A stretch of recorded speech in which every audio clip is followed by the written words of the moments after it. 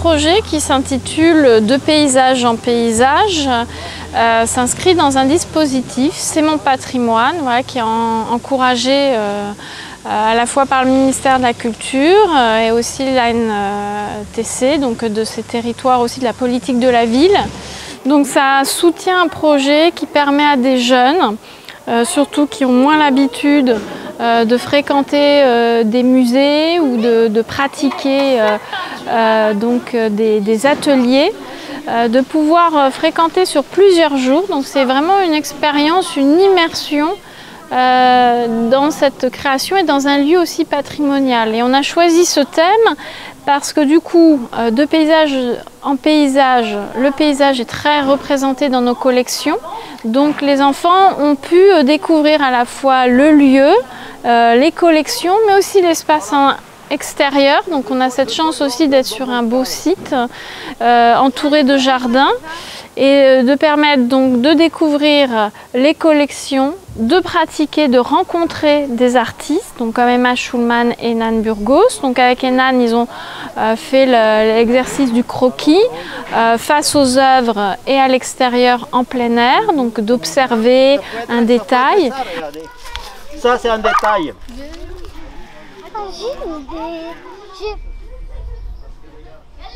Avec Emma, donc, ils ont fait énormément d'approches différentes, de techniques différentes, différentes visions du paysage. On voit une vie d'usine, on voit une vie avec des... Vous l'avez vu le tableau en plus, donc on voit une vie où il y a du bois, où ça travaille, etc. tous les jours et où c'est très dégagé, donc effectivement on voit l'ombre. C'était un stage de 20 heures. Et en 20 heures, nous avons fait, si je ne m'abuse, à peu près 5 séries de travaux. À la fois du 2D, à la fois du 3D. Gérez votre surface papier, d'accord? Ensuite, qu'est-ce que nous avons? Tu vois, tu peux trouver des façons de faire avec du... J'ai donné un petit morceau d'une peinture et j'ai demandé à ce qu'elle soit continuée latéralement ou verticalement grâce à des pastels, et ça a été effectivement très réussi. Une autre fois, le travail qui est juste là à ma droite, c'est un travail que j'ai mis au point avec une formation sur les neurosciences où justement on va faire bugger le cerveau analytique pour dire à l'enfant on va dessiner une île, et en fait mon objectif c'était que cet enfant dessine un pain maritime. Ce matin on avait tracé notre propre île un peu en zigzag à le fermer quoi.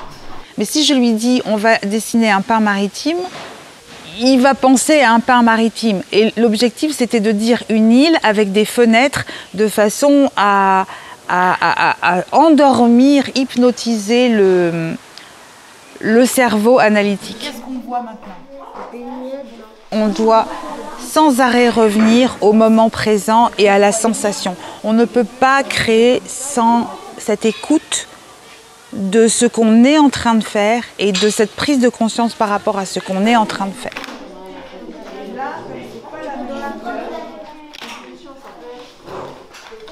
Je voudrais aussi parler du luxe.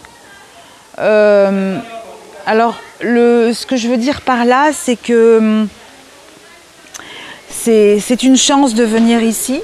Le luxe n'est pas du tout là où on l'attend, d'avoir une Ferrari ou des choses qui brillent, etc. Le luxe, c'est de pouvoir prendre la vie comme un cadeau et le moment présent.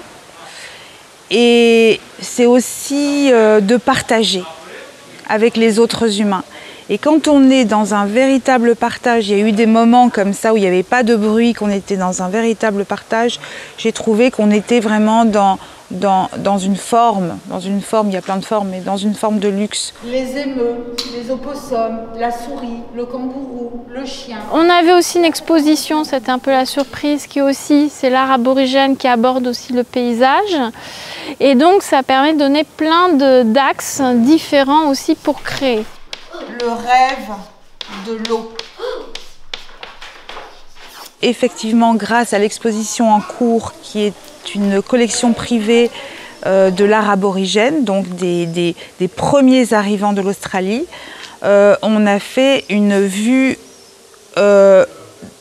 d'avion, enfin vue de haut. Donc c'est comme si on prenait un paysage occidental et qu'on cassait les plans et qu'on l'imaginait de haut. Ils ont décidé de s'organiser en tribus et de faire de la peinture pour rendre grâce à leur pays. Et ils ont représenté leur pays, quelles que soient les tribus, en vue de dessus. Ouais. Ce qui était important de dire, c'était de ne pas être dans le paysage frontal et de voir toute forme de paysage, à commencer peut-être par, je leur parlerai ce soir, du paysage intérieur. Et c'est quand on est calme et quand on est dans le moment présent qu'on goûte à ce luxe du paysage intérieur, de cette oasis dont ils ont parlé, etc. Tac, tac, et tu dis, eh ben on va prendre le tien. C'est lequel le tien?